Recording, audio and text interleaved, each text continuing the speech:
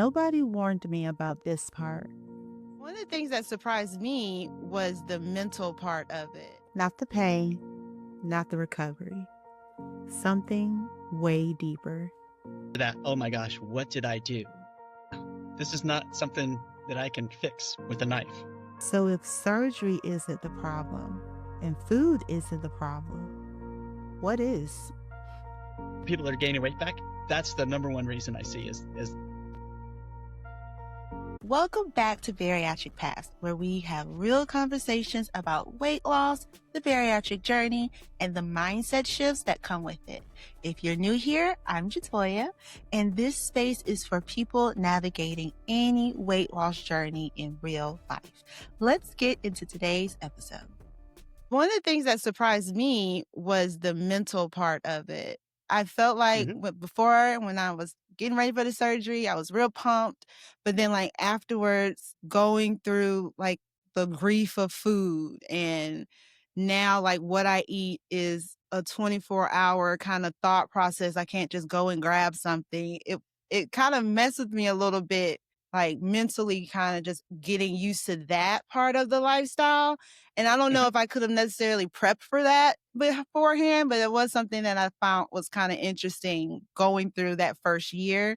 I definitely was surprised that that was something I experienced. Yeah. So I see a lot of mental changes after the surgery, and I kind of put it in different phases. There's that very initial phase, the first couple of weeks, right? And it's not unusual for me on the first visit and after surgery, it might be a week or two out, just to double check, see you in the office, make sure you're feeling okay, things are healing up all right.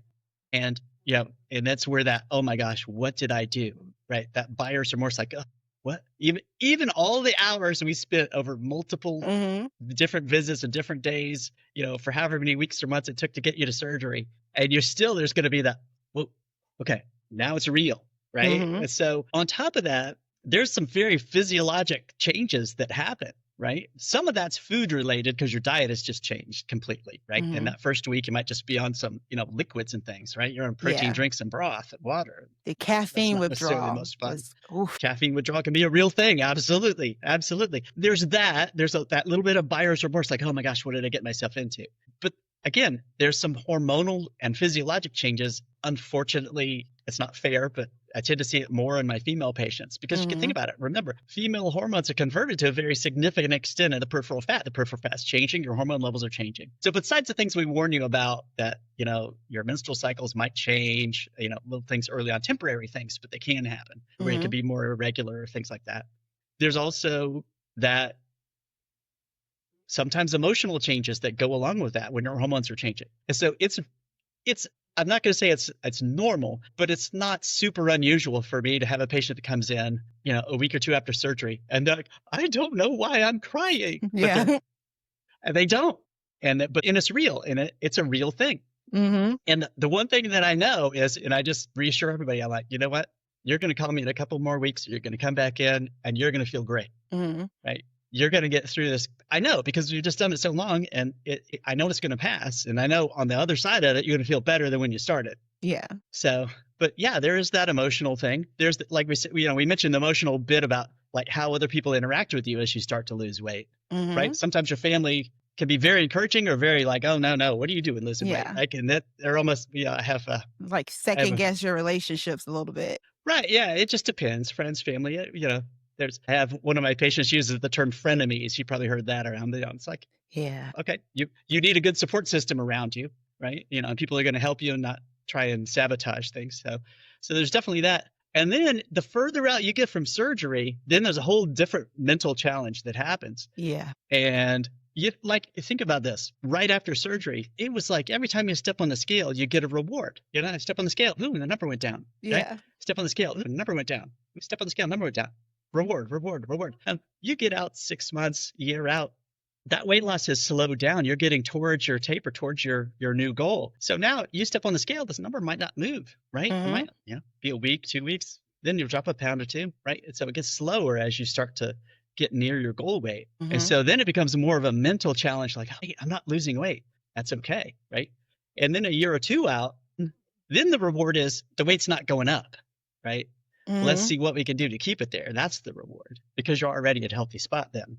So there's depending on where you are on your journey, those emotional challenges and those mental challenges, they're all different. Yeah, I remember during my 1 year with you, you said you're doing awesome, but now it's about to start. Like now the work is getting ready to start. And when I say like the very next week, it just felt like, oh, I can eat a little bit more now. I don't need to eat anymore, but I can. And now it's like my body's not naturally going to cut me off or naturally lose that weight. It's time to really make like a mental effort to do what I need to do to keep going. And that from year 1 to 2, that was tough. Yeah, sure. Right. Yeah. It's like I'm And not so, jumping, so I just have to choose not to have a cupcake. yeah, oh, exactly. So that year 1 to year 2, that's when I tell people, look, this is the time. It's going to be a mental challenge. You're not going to get that reward that the number keeps going down fast. It's going to be slow. But it's also the time when you really have to groove in the good habits, right? Really make it something that why would I go to the fast food place? Why would I do that? You know what you're going to be eating. It's not always the same thing. Obviously variety and things like that, but oh yeah, of course I'm going to go for a walk. Of course I'm going to do this. I'm going to, of course I'm not going to drink that, right? Those are the things that, just become a habit. You have to groove those in. And that second year really is when you're doing that. The other thing I tell people is, and I may have told you this too, is that like right after surgery, the surgery itself is doing a fair bit of the work. The further you get out from the surgery, the more you're doing the work and the less the surgery is doing. Yeah. And I had to keep reminding myself that, like, am I doing what I need to do to make sure that I'm where I need to be? Because I also love how you never gave me a goal. And I was always waiting for you to say, okay, so I need you to get to this amount of weight by the next time I see you. And I never got that from you. So it was kind of like I had to just do what I needed to do to make sure that I was on point. Like you told me, if you're doing right, your body is going to naturally lose. And when you're done, it'll just stop. Well, there's 2 things about that. There are patients they're write down everything I say and they're very goal oriented, and they're not going to leave the room without a number. I'm going to give them a goal, right?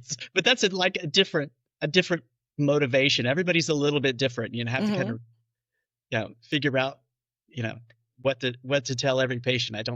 We don't just have a standard it's 6 months. This is where you need to be. It's different for everyone, right? So there's definitely that component to it. But, like you said, I'm not looking, when we talk goal, most people are thinking pounds, right? I'm looking at your percentage of excess weight that you've lost, how fast you're losing it, where are we on that curve, right?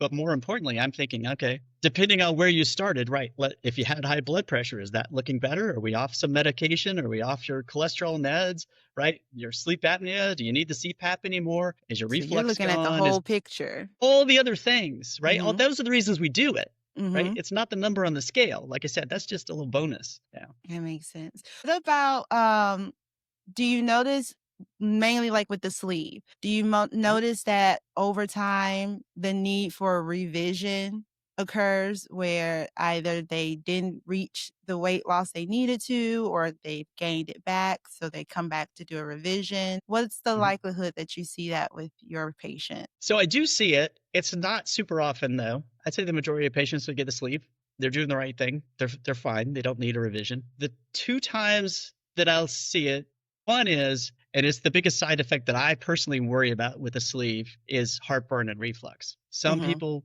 just will have, and we do some screening and things before to try and figure this out. But again, we don't have an absolute. So some people just really get bad reflux. And if we can't get that under control, maybe we have to convert them to a bypass, and that takes care of the reflux, right? Or shit. So that's one situation. I would say that is really, really unusual, right? If I see, after however many I do in a year, if I may see that once every couple of years at most, I mean, it's pretty unusual, but it does happen, right? So that's something we talk about beforehand. And that's my biggest concern with the sleeve. Long-term, when we talk about long-term risks, that's what I focus on, right? When we're talking before we ever decide which surgery we're going to do. Here's the deal: heartburn, reflux. The other thing, like you mentioned, is the people who either don't get down all the way on their weight, or they've gotten down to their weight, they're successful, and they start to gain back. So let me set kind of a sleeve aside and just talk about patients that have gotten more or less in a healthy range. Maybe they're not an ideal weight, but they've gotten to a really good spot and they've held it there for a while. if they come back in and say, oh my gosh, I'm gaining weight, what's going on? And I still remember this. And this was a patient I had come in my office. And at this point, it's been over 20 years, right? But when I saw her come back in, she had been at that time probably 7 years out from her surgery, right? And she came in, and I still remember this to this day. She said, Dr. Hart, I just need you to operate on me. I'm gaining weight. I need you to operate, do something to get this weight down. Right. Well, first, again, back to, it's not all about the surgery. It's about, what are you doing? All these things. Are you eating right? Are you exercising? All the things we talk about first. But the first thing I asked her, and now I do it as a matter of routine when somebody comes in and they're either not getting where they need to be, or they're, especially when they're gaining weight after they've been successful, is I just say, well, how's your life? What's going on? Turns out huge life stressors, almost always. So for her, I mean, oh my gosh, I'm not going to go through the whole list, but I'm obviously not going to violate anybody's privacy.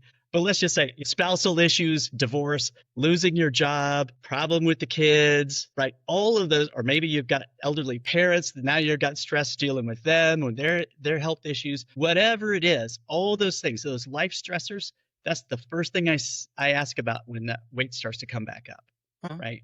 And doesn't matter which procedure you had, right? And so I still remember for her, and again, she had like all of them. It was like a bad country song, right? It's like everything that could happen in life happened to her, right? All at once. So I said that, she came in and said, and you need to do some surgery because I'm gaining weight. So the last thing you need is somebody to operate on you. That's just going to be more stress. What we need to do is get you into some therapy, get you with a good therapist, let's work out some of these stressors. That's what you really need. And she did, and she was successful, and everything worked out. Thank goodness. But it took a while, and that's not easy, right? I'm a surgeon. I like to see something and fix it, right? That's one of those things where yeah, this is not something that I can fix with a knife, right? So sometimes that's the answer, right? It's life stressors. So when you mentioned, the people that are gaining weight back, that's the number one reason I see is life stressors coming up. People always ask me, what's the number one piece of advice to make you be successful? Just follow the instructions. Right? I say that too. Everyone's like, oh my gosh, what did you do? Well, my doctor told me to. Yeah. And there's a lot of instructions too, right? And there's a lot of practice. That first year is a huge learning curve, right? There's a lot of things. And that's why we don't just go straight to surgery the first time I see you, right? We've got to get you coached up. You got to understand what you're getting into. Now, there are some times when I have patients that are all doing the right things. Right. And they're working hard and the weight's just not where it needs to be. Then we start looking for other things. Right. And that's some of the reasons that we follow people up. Right. Is to try and figure that out. Sometimes it's to keep people on the rails. And other times it's like, something's not quite right here. Well, let's figure this out. Right. Maybe your thyroid function isn't where it needs to be. Maybe there's some other medical issue that you didn't even know about that unrelated to weight loss and surgery. But maybe we need to figure those things out, right? So there's a lot of different things it can be. So that's what I think about more than you had a sleeve, and so now we're going to do a bypass. It does happen. I think that there are people who come in and they're just so afraid of a bypass to start with. And again, I'm going to tell people when I think medically, this is the better procedure, right? And there are certain times when I will tell people, I know you asked for a sleeve, but you're on high doses of insulin, or you've got bad reflux, the bypass is the option. This is what's going to be the most successful for you, right? But every now and then it's like, I can look at your medical history and go, I think you could do it either way, and patients are more comfortable with one versus another, right? And then I might think, yeah, you really do kind of have a sweet tooth. And they're like, I'm positive I can help. I don't need the dumping, right? And then they kind of get through and they do great for a while. And then they start to, or they go online. And I love what you're doing because, you're interviewing people that do this, but oh my gosh, the number of people that just, they call up their girlfriend and the girlfriend goes, I just heard this earlier today. It's like, I've got my girlfriend had this surgery in another state, and she loves this particular kind of ice cream now. And take a deep breath, right? Okay, exactly. Let's kind of go through why that's not a great idea, right? So there are people when it's just kind of reminding them of all of the things that we told them before the surgery. And one of the reasons we follow up, a lot of what I do in following up is I'm doing cheerleading, and our dietitians are kind of focusing in on, are you really doing the right things nutritionally, and how can we adjust things? Right? Yeah. Bad ones are when the people who feel embarrassed. Mm-hmm. Oh, I'm not gaining, or I'm not losing enough weight, or I'm gaining some weight back after I've lost. I don't want to go see Dr. Hart because I'm embarrassed. Right? Mm-hmm. When those are the exact people that we need to see. Yeah. Right. Because we can help get people back on track. Those are really the most important people. That's one of the reasons, again, why we sit down and talk before. You've got to have some relationship so that you know now. Mm-hmm. If you were having a problem, you're not going to say, "Oh my God, I can't go see Dr. Hart. He's going to yell at me." No, that's not. That's not what we do, right? Exactly. No, I wouldn't do that. Would you ever had a situation where you would say you don't need surgery to a patient? Like, what? I'm sure the mental thing is probably one, but what might be some other reasons where you'll say like surgery might not be your best option? So there are a lot of different reasons. For the most part, there's some screening just to get to see me. So I have a little bit of patient selection, right? Because you're going to have talking to somebody on my staff before you ever come in. And if somebody says, it's swimsuit season coming up and I need to lose 10 pounds, it's like, you're not going to need surgery. Right? Yeah. It's a whole different kind. We could probably still help you, but it's going to be nutrition and exercise and maybe some other, maybe some medication, but I doubt it. There's other things we can do, but you're not going to be coming to see me talking about surgery. Mm-hmm. But the other things, when people come in and they're like the red flag, so to speak, right? The people who say, I just want you to do this so I lose weight. I don't exercise. I want to eat what I want to eat. I'm like, well, I'm not going to say you can't have the surgery. I'm going to say you're not ready for the surgery. Mm-hmm.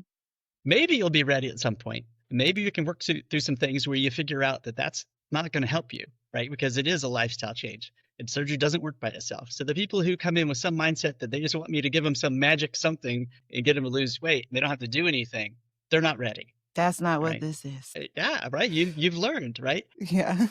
And we want most of that learning to happen way before the surgery. Yeah. That's why we spend so much time before, to make sure you're ready and understand, right? Because we want this to be as successful as possible. And a lot of that is getting you coached up and ready to do all the right things to make it successful. Do you feel like sometimes the patients come in like perpetrating, kind of faking, like they're saying, "Oh, I'm doing this," but you kind of be like, "Are you really doing what you're saying?" Yes. It's not, I would like to think it's not often. Maybe I'm getting fooled sometimes, but for the most part, I kind of have an idea based on how the patients are doing, right? The numbers I can tell from the blood work if you've been taking your vitamins or not. I can tell, based on where you are on that weight loss journey, if I think you're falling more or less. People lose at different rates, but more or less within the curve. And if you're not, something's not right. And maybe it's that you're not doing what you're telling me. And so that's one of those reasons why we sit down and we talk, right? And sometimes I'm just so surprised by what people will tell me that, like, I didn't even ask, but okay, maybe we shouldn't be drinking the moonshine that you thought had no calories in it, or, whatever it is, right? It just, like, there's always going to be some character, right? Yeah. And you're like, we should have covered that before. Right? Yeah. I didn't think I needed to make that clear, but okay. Yeah. Right. There's lots of myths out there on the I internet. was getting ready to ask that. What myths have you seen? Oh my gosh. Well, that's a big one, right? Like the people who say, well, I only drink clear liquor because it doesn't have calories. At least I'm not doing the brown liquor. Like, no, still have calories. And liquid calories is one of those things. So like for any of these surgeries, it doesn't matter which one, right? I can't do a surgery that makes it so you can't drink, right? Otherwise you wouldn't be able to swallow your spit. You have to be able to drink. Yeah. But I can limit how much solid food you can eat. But the liquids, even though you got to go slower, it's going to go through. Mm-hmm. So one of the first things I ask on people losing where I think they need to lose is, tell me about liquid calories. Soda, alcohol, fruit juice, sweet tea, all, we're in the South. The sweet those tea are all is dangerous. all those options, right? Right. So like we mentioned before, I just heard today, right? Oh, it's I have ice cream, but it's protein ice cream. Okay, well, ice cream is still a liquid. It's going to melt and go right on through, and it's calories. The majority, if possible, ideally, all your calories in solid form, right? Mm-hmm. And the liquids without calories, right? So yeah, that's really the best. A practice. You have to practice that. You have to practice it, and early on, people, if you think about this, like if I told you before surgery, maybe you had this, I can't remember. I have people before surgery, when we tell them you're not going to drink and eat at the same time, and people look at me like, well, no, I have to wash that down. Yeah. No, you'll learn, Yeah. and it'll become second nature, Yeah. right? Eventually. Mm-hmm. But early on, you'll try it, you'll forget. And they'll remind you real quick. Right? Yeah, right. Yeah, maybe. Yeah. Even practicing how to eat. I didn't realize how fast I chewed or how quickly I ate until after surgery, and you have to slow it down, way down. Right. It's just something you have to get used to, but you're going to get sick a little bit if you try to do it too quickly. Yeah, there's a lot of, I like the internet in the sense that people tend, if they're using it correctly, they at least come with questions, right? And they generate questions. And okay, so I read this on the internet, or I heard this, and tell me about that. And if they come in that way, that's fantastic, right? Because you already have some level of engagement and some things that you want to talk about. Great, that's why we're here, right? But I have other people that come in and go, well, no, I read that this treatment is the best, and this is what I want you to do, right? And I'm looking at like, well, yeah, that's not right. And how can I say this politely, right? That's, for what, and maybe it's they saw it on the internet, maybe it was a friend that told them, and what in your head, I promise you, any of the docs probably in there, somewhere in their head, hopefully they have an editor, and they're like, well, where did your friend go to medical school and residency, and how many years have they been practicing? But you don't say that. You're just like, okay, maybe that's not the best. Here's why, right? And sometimes it's like, yeah, would you like to try that? It'll be a perfectly reasonable thing, right? And okay, fantastic. Let's talk about it. But you have to, it's the patience of like, here's what I want. And no matter what you tell me, I don't want your expert opinion. I just want, here's what I want because I saw it on TikTok or whatever. It's a great point to generate, right? All of these things are, the social media is all a good way to generate ideas of things to talk about. But then at some point, you really need to sit down and talk with your healthcare provider about, okay, does this make sense? What's best for me? Right. And then be open to hear what their opinion is, because, well, number one, if they're not going to sit down and talk with you about what's best for you individually, if they're just going to rubber stamp, oh, here, we're going to do this tomorrow, like you get 2 minutes with them, but it might not be the right place. Yeah, you might need to find someone else.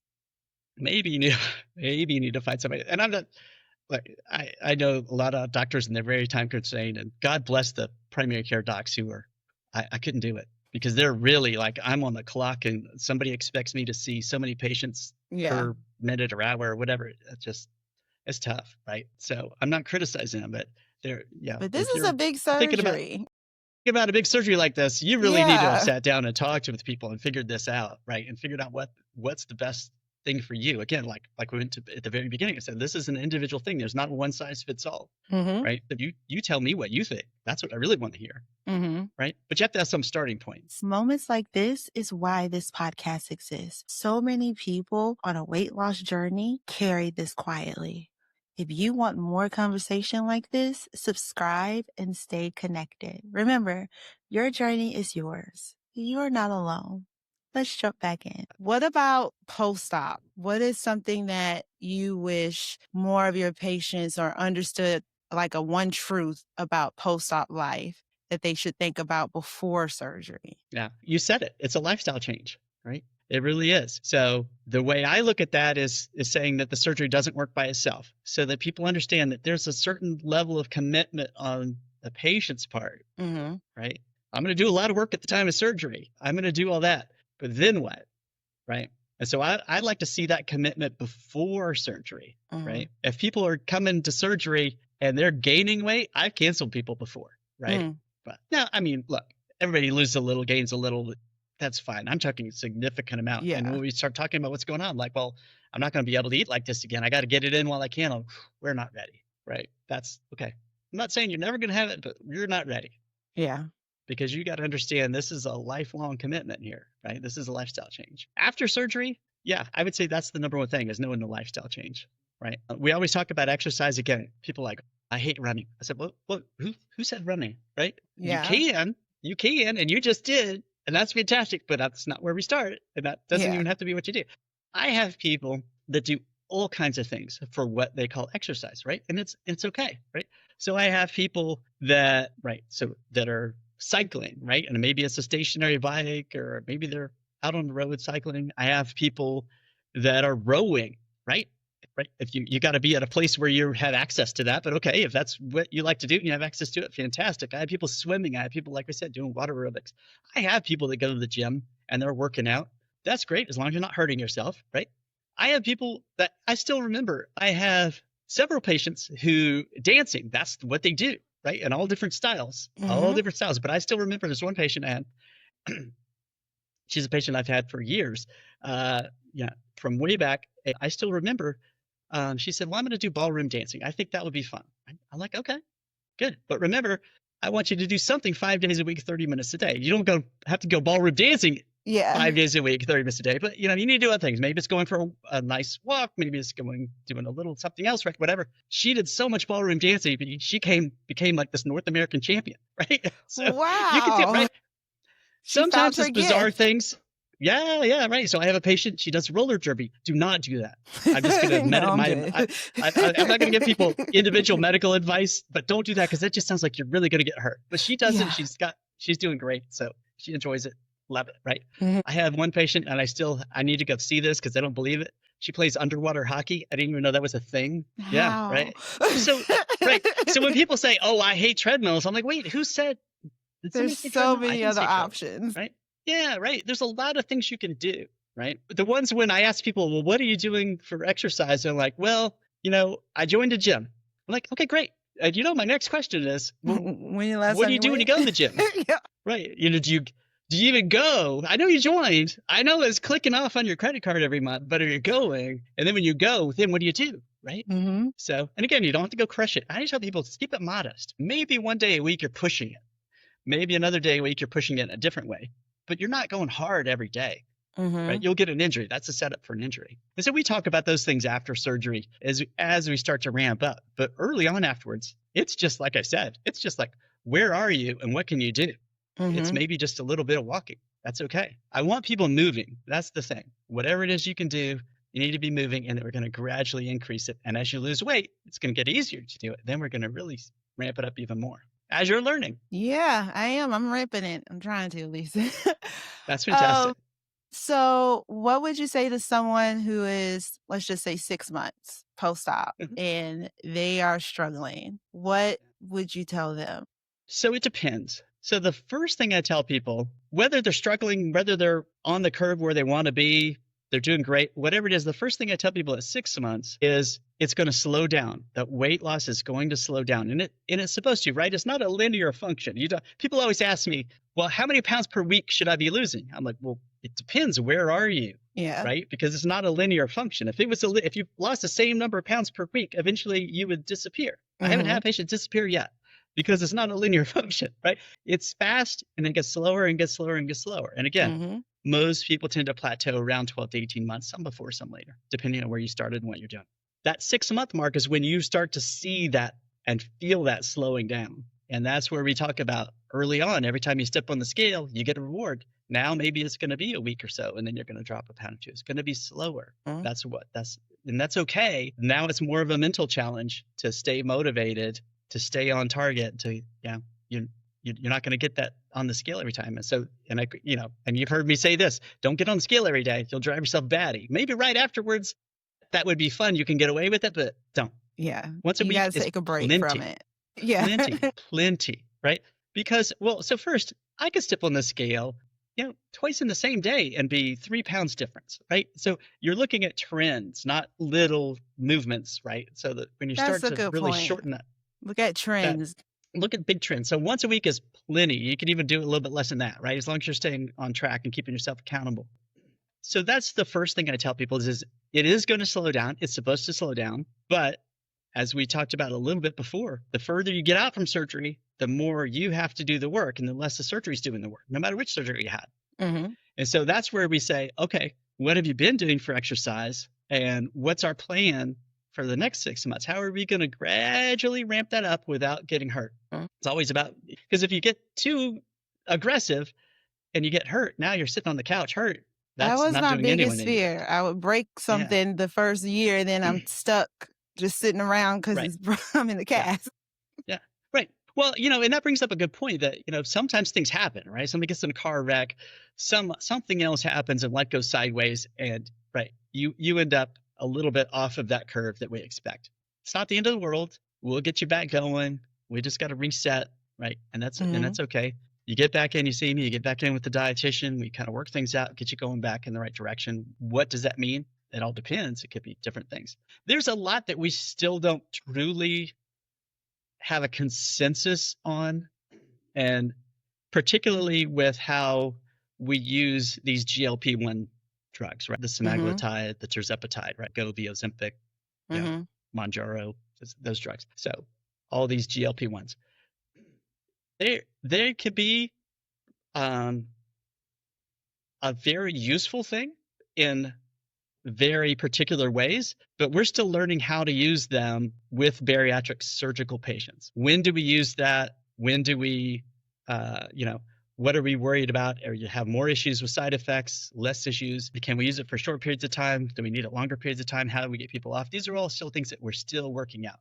I have a particular way that I like to think about it and what I'm recommending now. But again, if you ask me a year or two from now, that might change again a little, because we're still learning as our profession exactly how to use these drugs. That's one of those things where at 6 months, if you're not where you want to be, we're like, okay, what do we need? What are we doing on nutrition? Are you drinking with your meals? Are you having liquid calories? Are you exercising? I know you joined the gym. Are you going? What are you doing when you get there? How often are you going? All these things. And if you're doing all the right things, then we have to start thinking about other things. Now, here's a trap. I'm not saying this is for everybody, but there's this common trap.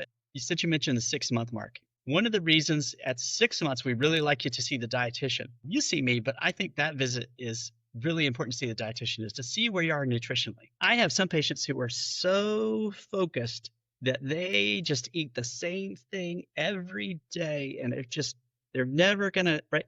And so the dietitian's like, you know what? We can open this up a little bit. Okay, It's okay. It's all right. You've done great, but now you can start to add a few things in, right? There's other people who like they're off screen way over here, so we're like, we got to wheel them back in. Whoa, hold on, okay, here we go, right? But one of the traps that it's not all the time, but we see this fairly commonly. At 6 months, people start to stall out. And if they come in and they say, oh my gosh, look, I'm going to the gym 3 times a day and, doing some resistance training after 20 minutes of cardio. And on my other days, I'm walking for 45 minutes and then I do this other aerobics class once a week and I do this, and they're crushing it on the exercise, right? And they say, and I'm just not losing any weight. All right. So, and then we ask about liquid calories, right? And if they're like, they've been drinking sweet tea or, any of those liquid calories we just went through, okay, maybe that's the problem, right? What's the food choices? What are those things? So we go through all that nutritional side. You're crushing it on exercise and we're still not there, right? So we're checking, making sure that metabolically we're doing the right things, right? Is your thyroid still working correctly? All these things, right? We want to make sure everything's working right.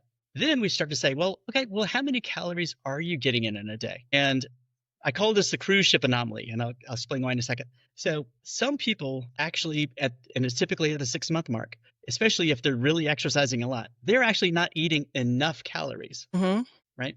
And so you can go anywhere on the internet. There's this one guy, he's a physicist, and I'm not going to try and imitate his accent, but he's like, oh, it's so easy, right? You just calories in, you just take in less calories than you burn off, and you lose weight. I'm like, oh, it's the first law of thermodynamics. I'm like, no.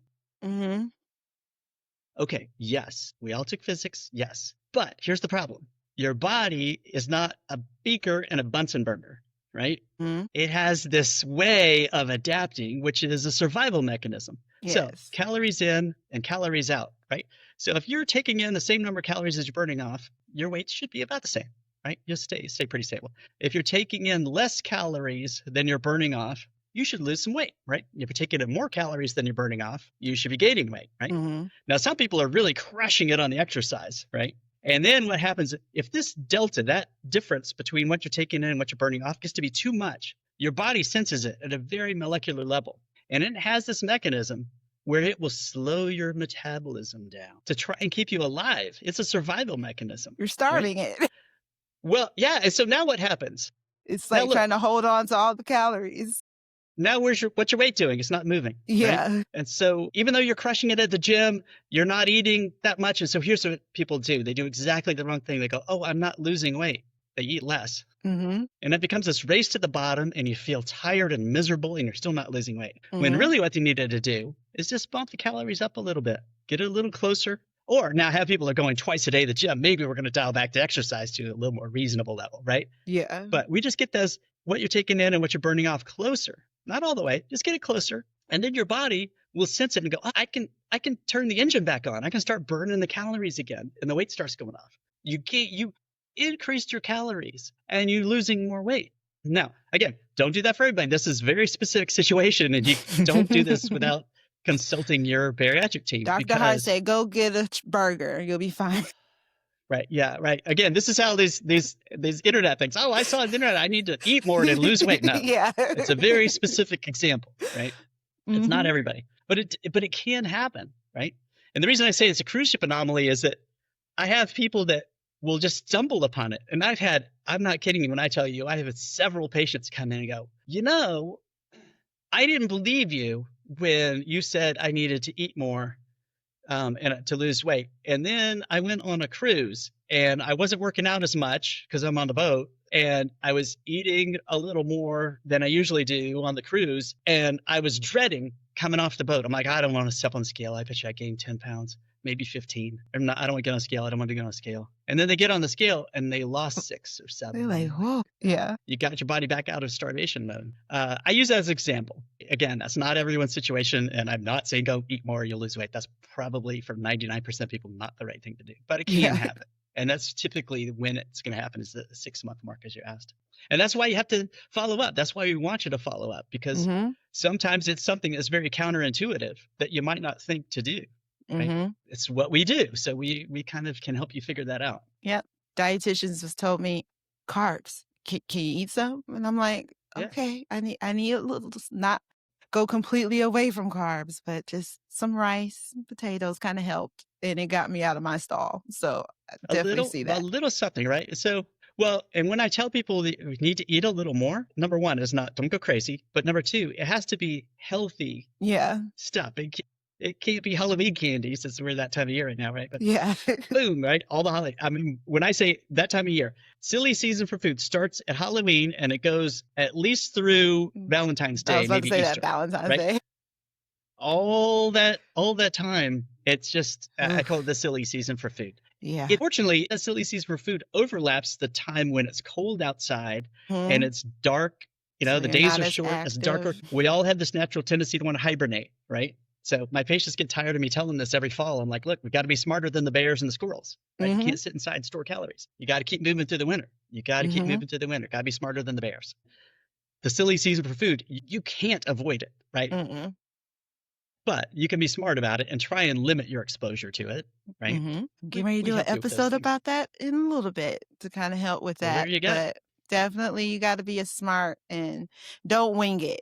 That's what I realized. You can't just go in and wing it. You got to have a plan, because there's a lot of holiday parties and Thanksgiving and Friendsgiving. There's a lot going on, and you got to be intentional with it. It is. And we mentioned a little bit about, expectations of the people around you. And they're like, why aren't you eating that? Why? No, you need to have this, have this. There's no way you're full. Eat some more. Well, thank you so much, Dr. Hart. I really enjoyed this. I only have one other question before I let you go. Everyone I ask, what is one thing that you consider my journey, my business? So something within your own health lifestyle that might not be according to your rule book, but it's something you do for a little bit of enjoyment. And so it's your journey and it's your business. It's your journey and it's your business. I'm gonna have to be careful with this one, right? Well, I will tell you that for my wife, I will tell you first off, my wife, I would probably eat way worse than I do, but she keeps me on target. Right? As well as she should. I do the same for my husband. Yeah. Well, there you go. Right. So that's definitely part of it. And I don't necessarily believe in cheat days, like where you're just going to go eat whatever you want and those kind of things. But I would tell you that we talk about this like when we were talking about our exercise and when you're doing different things. You can't make up for in exercise eating bad, right? But if you're really going to do a hard day of exercise, right? And so for me, especially, in spring through fall, in this part of the country when, you can be out and you're riding your bike, I may be out for 2.5 or 3 hours riding my bike. So we can get away with eating a little more calories. It's still got to be healthy stuff, But there's where you can load up on the front end, right? And so that's what I would say. When I know, you know what, tomorrow morning I'm going to be out there, I'm going to be hitting it, my heart rate's going to be, whatever it is for the next 3 hours. You know what? I need to fuel, and I use that as my treat, right? And if you do that, that's a good, healthy way to say it. Right? Yeah, I like that one. That one was very, very healthy. Now, again, you don't have to go out, ride your bike for 3 hours. I just like to do that, right? Yeah. But yeah, I whatever love it when is, it gets to Georgia has an awesome fall. When it finally hits, I love Georgia fall. So I agree. Oh, yeah. Yeah. Oh, yeah, it does. Well, thank you very much for having me. I really enjoyed it. Yes. Where can people find out more information about your awesome staff and your work? Yeah. So AtlantaBariatrics.com. Yeah, that's the easiest way. And he will get you absolutely where you need to be. So thank you again, Dr. Hart. I really enjoyed this. I'm so appreciative for you agreeing to do this. This was absolutely awesome. I really appreciate it. That was my pleasure. This episode may end here, but the journey doesn't. Parallel Paths is the Bariatric Paths membership for people who want continued support, real conversations, and connection beyond the podcast. If that sounds like what you need right now, go to www.bariatricpaths.com and see if the community feels like the next right step for you. Remember, your journey is yours, but you are not alone. Go out there and crush it. Bye. This podcast is for support and inspiration only. It is not medical advice. Always talk to your doctor or care team about what's right for you.